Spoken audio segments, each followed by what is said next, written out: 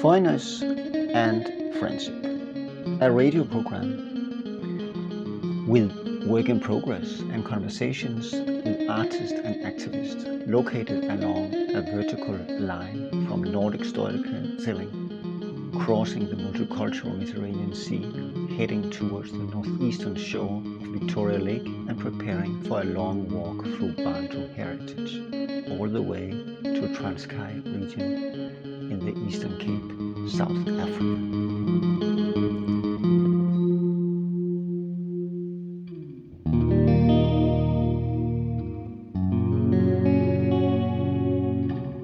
Welcome into our horizon.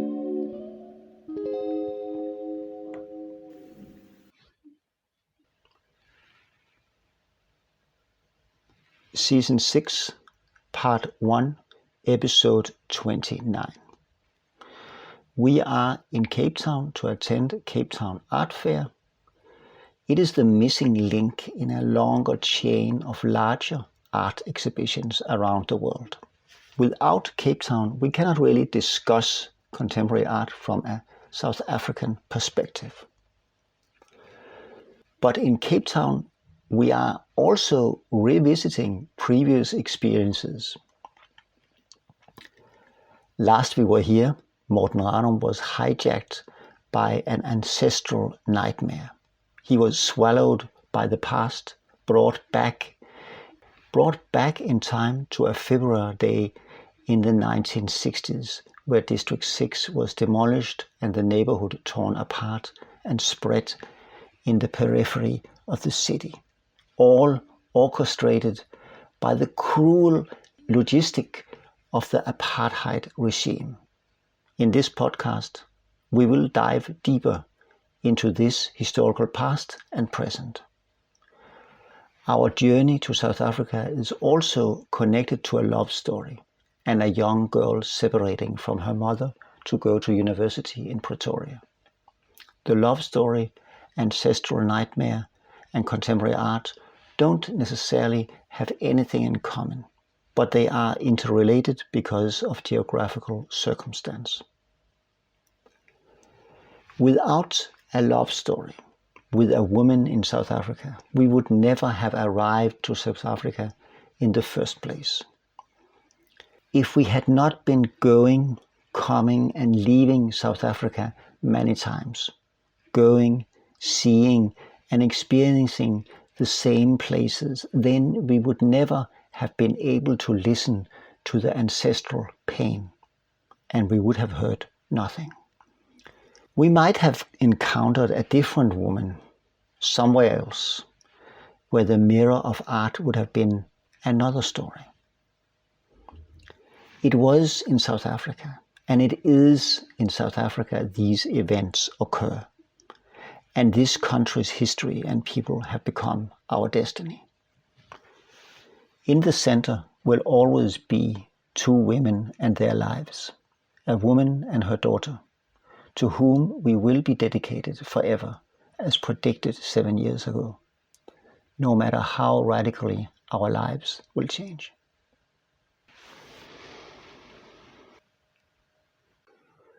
The ghosts of displacement and contemporary art. Last time in Cape Town, we were captured by lost souls and ancestral nightmares. We had been to a book festival last year. The Monday after the festival, we visited District 6 Museum, and immediately after entering, Morten Ranum was taken over by unknown identities. He disappeared out of our control, and we cannot take responsibility for his whereabouts anymore. He began to float as he was on some kind of drug, but according to his spiritual messages, we can understand he has transgressed through time. We have decided not to entertain this kind of process, but you can decide to follow in his footsteps on your own risk and responsibility. I was left alone in a room with a high ceiling filled with personal photographs and objects from the past. But was it I? It must have been someone else, who obviously had a direct relationship to the demolishment of District 6. Maybe it was me in a fragile version of myself. I was no longer human, but I was in a limbo of time where I was able to connect to what has been separated. After a couple of flights through South Africa, I was in a similar community in Johannesburg, in Sophiatown, which exactly 11 years earlier experienced the same violence than District 6.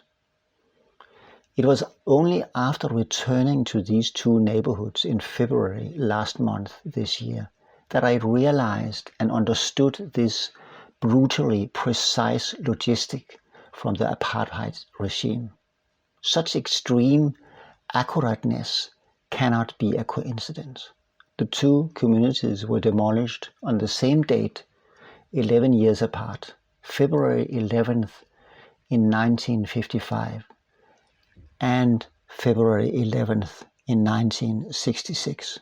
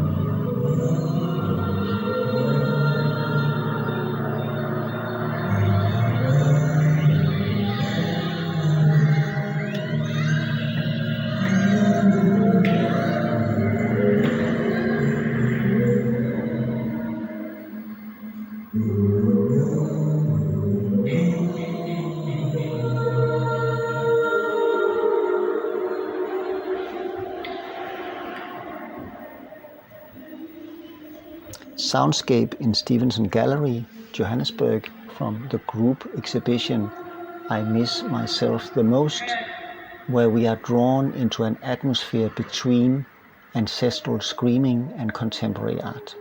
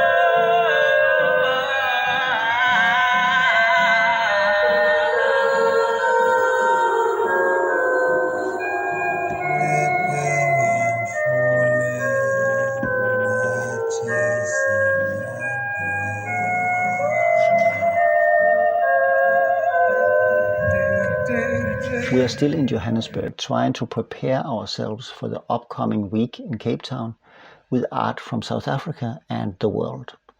But we are also escorting an 18-year-old girl to university.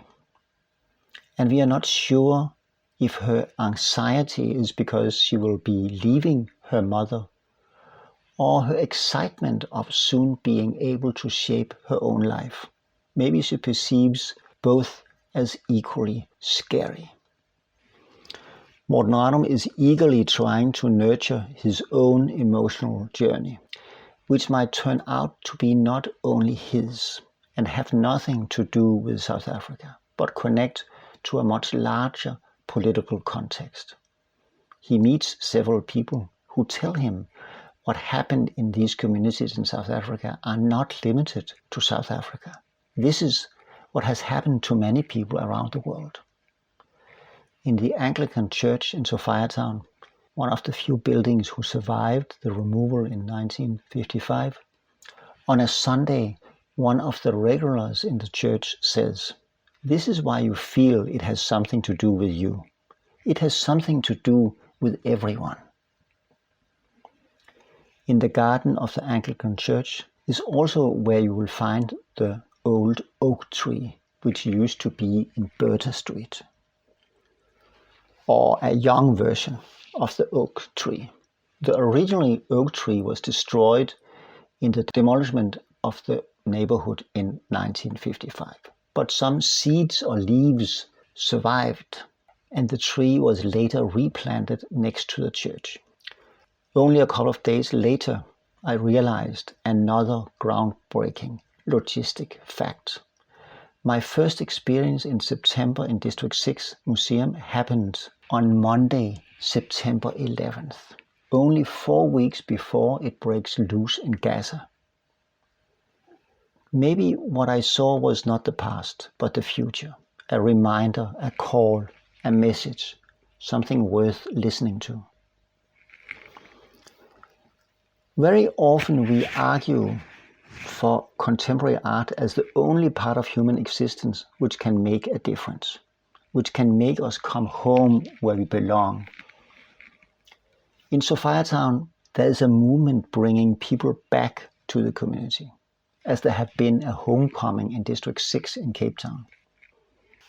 The museum in District 6 is an important memorial space for setting straight what the past did wrong, just as the Heritage Center is a meeting place for the movement in Sophiatown.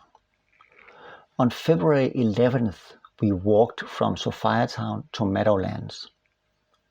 The same route people were taking 69 years ago. Meadowlands is maybe better known as a suburb of Soweto. In the city of Johannesburg, where everything is always segregated and everyone separated from each other, the walk was a very liberating thing to do, bringing back together what was wrongly torn apart.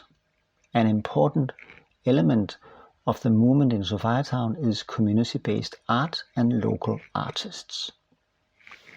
A question is what this art does. It is part of the movement and has, in this respect, impact socially and culturally.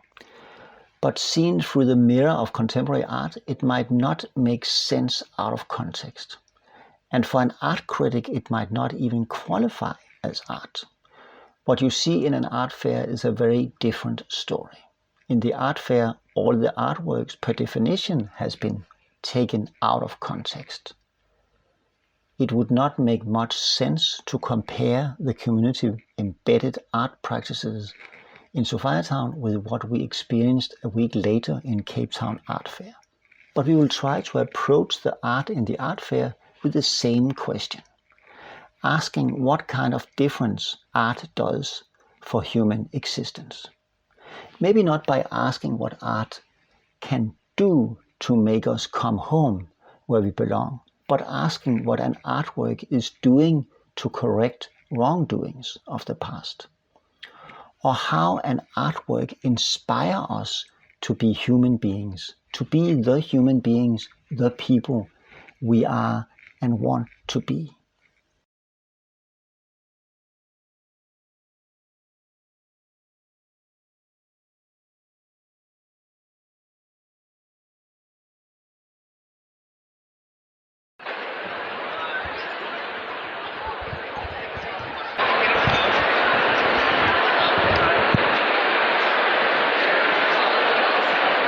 Cape Town Art Fair is now on.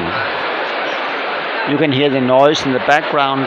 Here are old friends One of them, First Door Gallery from Harare, Zimbabwe. They are presenting huge red paintings by Helen Tebe.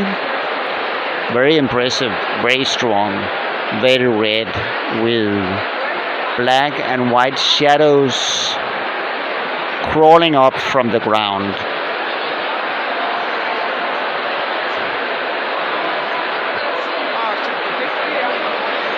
The gallerist Valerie, a white lady from Harare.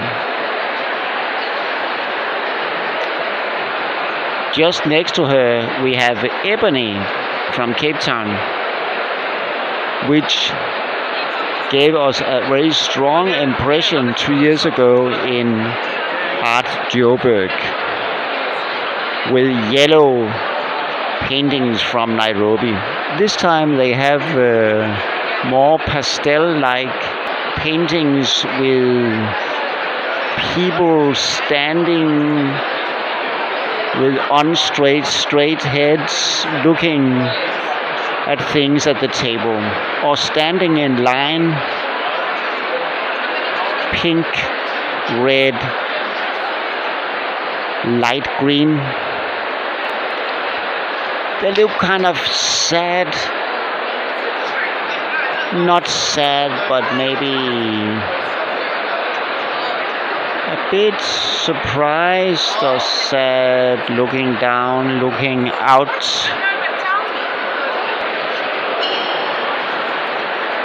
Then here is textile. Not so much textile. This morning in the fair's walkabout, where they wanted to highlight different things,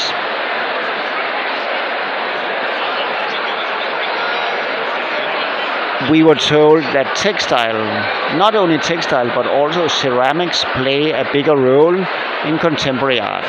That of course was a little bit of a provoking statement. Ceramics is maybe more than anything else connected to sculpture. But we also met the gallerist Olivia from Art Forms, a Cape Town based art projects, which claims that ceramics has an possibility of reshaping itself, because it can be ceramics as pots, it can be ceramics put on a wall, so a very plastic and always changing material that gives us a fluid tactileness. But most of the ceramics we see here resemble statues on the floor. Belinda Blickenhout, South Africa, born 1968. And the potters said, "No, it's terrible clay. Just exactly what I wanted, not becoming millions of years speed up the body of human nature and my body in the clay, transformed through earth, which is everybody." Olivia from Art Forms will give an art talk at their booth Friday, tomorrow at 3 o'clock. So maybe by tomorrow we will know more.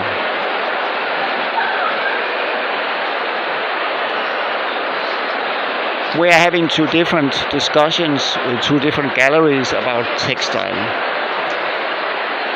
One is Post Gallery from Addis Ababa in Ethiopia, where there is two paintings where there has been painted on a carpet,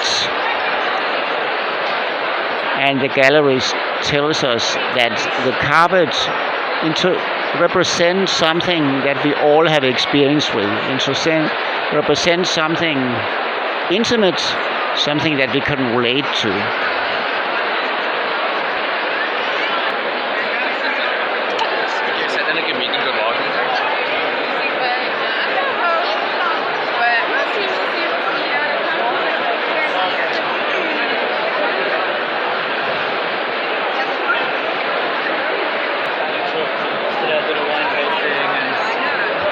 lots of sailing.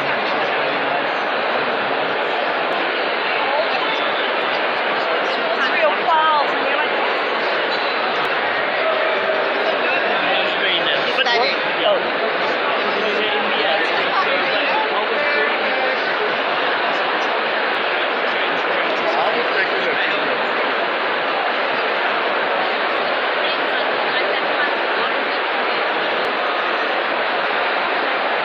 There's also the Amsterdam-based No Man's Art Gallery, which is maybe more like an art project, which has pop-up galleries around the world. They get a hunch and then they go somewhere, meet artists and create projects with them. They have a very interesting, fascinating textile piece. And one of the galleries, one of the owners says that textile have a tendency to connect us, create an intimacy because of our knowledge of textile. Textile as something that we are always wearing. So an art piece which integrates textile will get us closer to the art piece,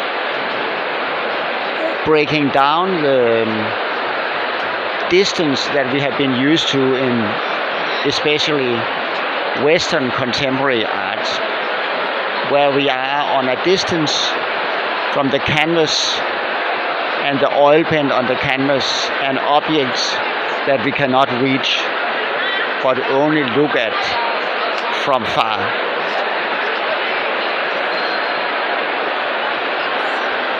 These opinions, of course, confirms what we already have been discussing several times in many situations, in other art exhibitions with gallerists in South Africa and internationally. There's also the aspect of connecting ourselves to tradition, because textile, especially in some parts of the world, has a connection to the ancestors, to forefathers, foremothers, to a tradition.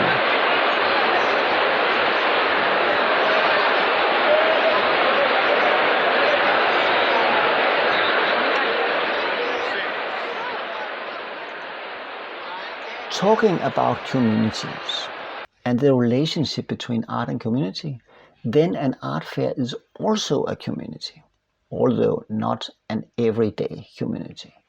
The community in an art fair is spread around the world. We meet from time to time to share our common passion and interest in art and what it does to people and the world.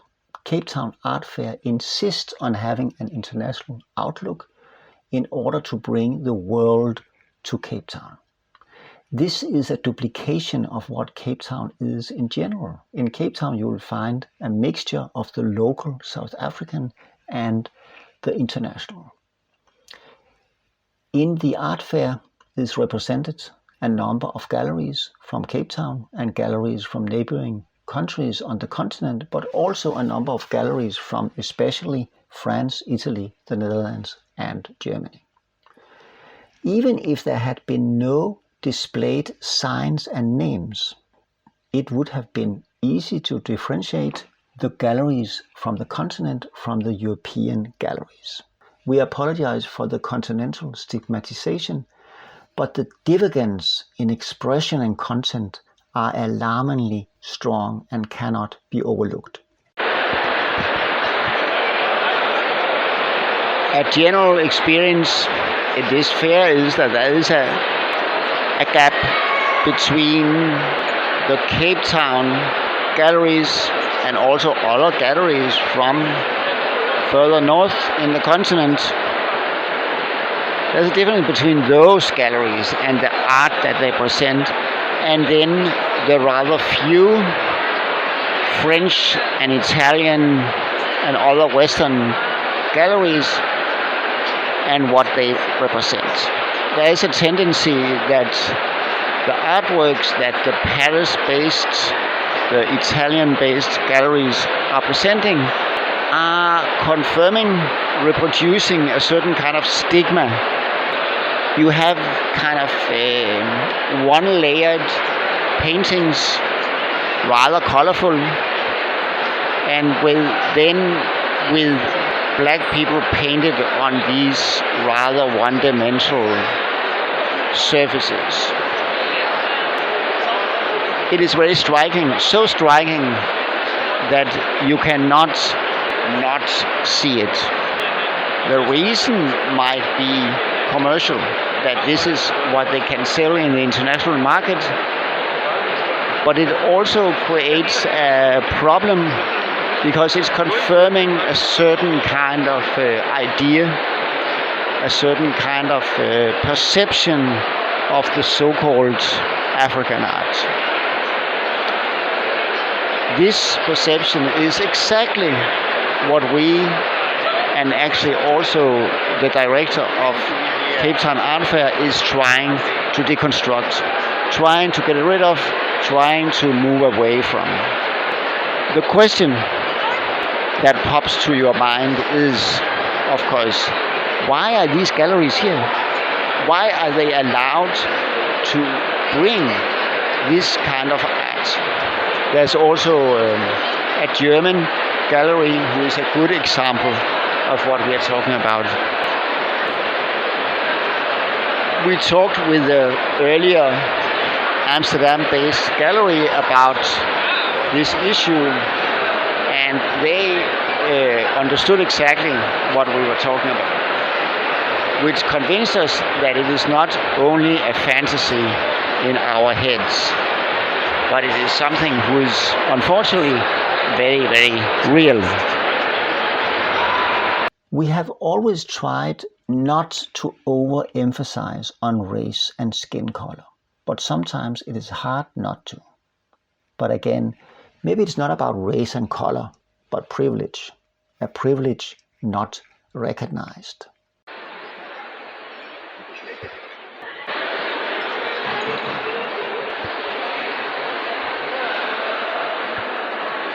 In the morning, I attended the event about South Africa's pavilion in Venice this year.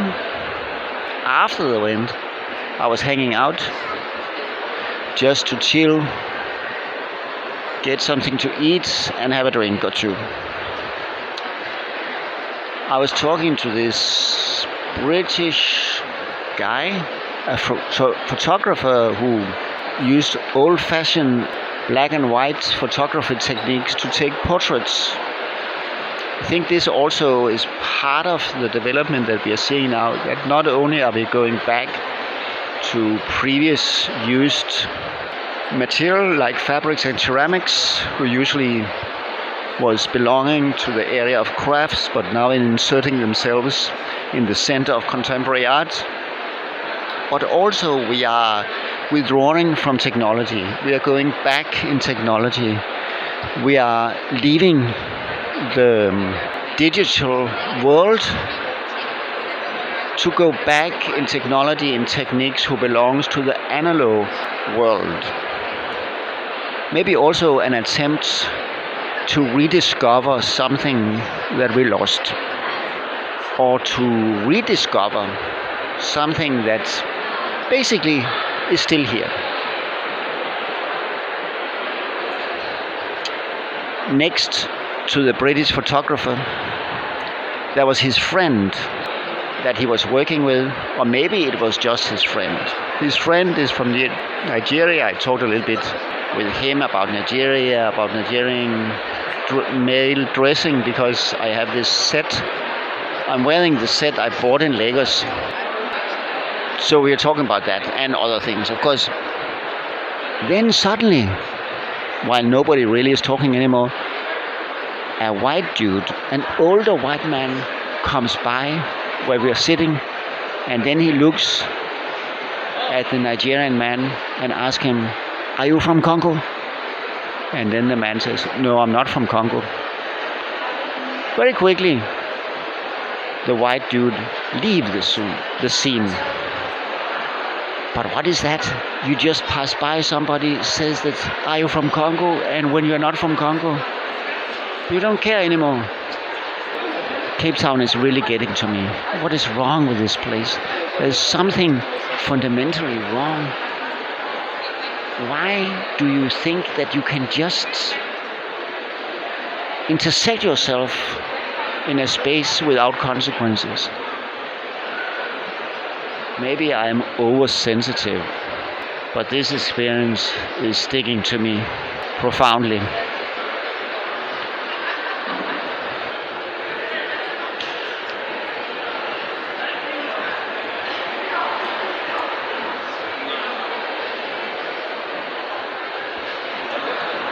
Would it be possible to imagine a black woman walking by a white girl in the art fair and asking her if she was German? And if this white girl replied that she was not, would then the black woman walk away without a word and with a cold, empty expression on her face? We will let this question with an imaginary fantasy vibrate between the couches in the VIP lounge in Cape Town Art Fair while we order an Americano. Another kind of textile artist is Esther Muklango. Maybe not really textile, but she has all her life been working with pattern inspired by Ndebele heritage, an ethnic group living in South Africa's northern provinces. She has used the patterns in painting, but they also have been applied in everyday life, on walls, houses, pottery, and even cars. She is still an active artist and has been working with art since she was 10 years old. During Cape Town Art Fair, an homage exhibition to Esther Muklango is opening in the Isiko Museum in Cape Town, curated by Nontulbeko Notombela. Ma'am Esther attended the opening and saluted the audience.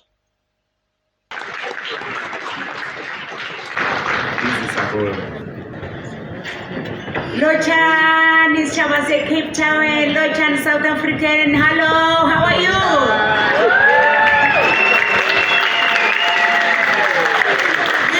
Thank you so much today to honor Dr. Esther Muklango. So we are very, very proud of Esther. All of us South African, all of us, we are very proud. Thank you so much. All the work that you've done for Esther, thank you so much. I think me and Esther will be singing and dance to see Esther still alive.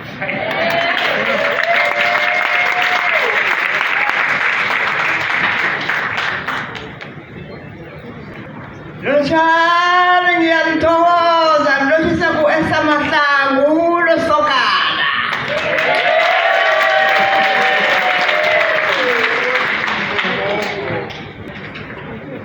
Kunjani nivukile na? Vukile. Awala ngiyathokoza nami ngivukile. Ngiyathokoza ukuba nani lapha namhlanje. And that's what we're gonna get. Thank you very much. To Dr. Muklango. It is so lovely to have you here in Cape Town. It is so lovely to be able to celebrate you in person.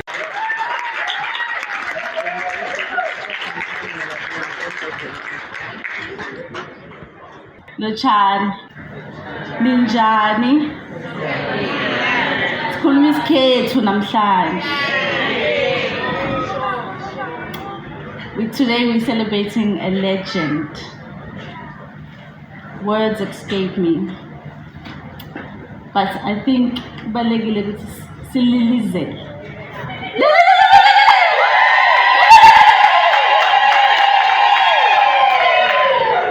I'm not going to give a speech today because I think the work will speak for itself. but maybe just to capture a few words. As the title expresses, then I knew I was good at painting. This is a story Mom Esther has told many times of how she emphasizes being taught by her mother and grandmother. It is a reminder of the value of our traditions. It is a reminder of knowing that by knowing yourself, there's no need to explain yourself. It is a reminder that indigenous knowledges can really, truly take us far. In trying to articulate the amazing work that Mom Esther has done, I'm suddenly surrounded, it's the ancestors. It was important to signal this important moment where she herself sees herself as an artist. This is a radical moment at 10 years old in the 1940s, and we can all understand what that means to us in South Africa.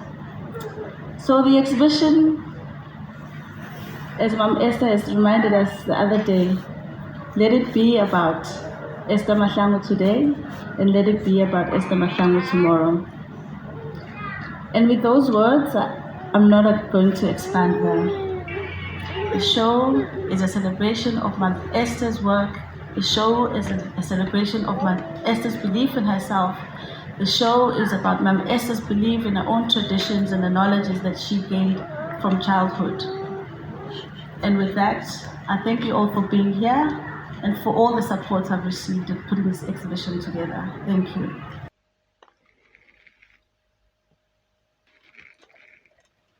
The last day in Cape Town, Morten Ranum again visited District 6 Museum. This is when he sees the date of the removal in 1966 printed on the wall. The vicious logistics are widely convincing and proof of plans on a larger scale, not only in South Africa. The cruelty of the apartheid state back then and the Israeli state today are only rare radicalizations of how we mutilate other human beings as if they were dead meat. A man is returning to the same places, revisiting them and experiencing the same horror again and again, trying to understand where he ought to go from here. But there seem to be no answers other than digging deeper into the violent history of humanity. Without freedom for all, no one can be free. And here in South Africa, the rainbow is no more.